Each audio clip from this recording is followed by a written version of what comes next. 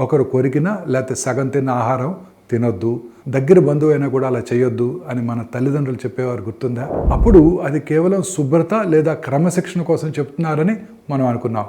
కానీ ఇప్పుడు సైన్స్ మరో కారణం చెప్తోంది. ఆ కారణాలు ఏంటో ఇవాళ మనం తెలుసుకుందాం.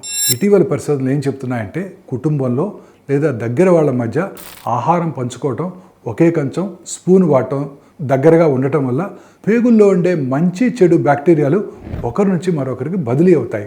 ఈ బ్యాక్టీరియాలు ఏం చేస్తాయంటే జీర్ణక్రియను ప్రభావితం చేస్తాయి, రోగ నిరోధక శక్తిని మార్చేస్తాయి, శరీరంలో ఇన్ఫ్లమేషన్ అంటే వాపును పెంచవచ్చు లేదా తగ్గించవచ్చు.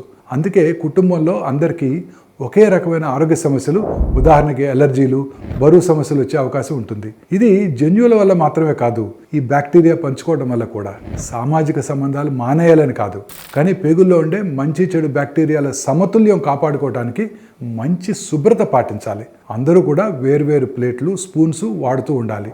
నోటి ఆరోగ్యాన్ని జాగ్రత్తగా చూసుకోవాలి. పెద్దలు చెప్పిన జాగ్రత్తలకు ఇప్పుడు ఆధునిక సైన్స్ కూడా మద్దతిస్తోంది. కలిసి తినడం వల్ల రుచి మాత్రమే కాదు, ఆరోగ్యం కూడా పంచుకున్నట్టే.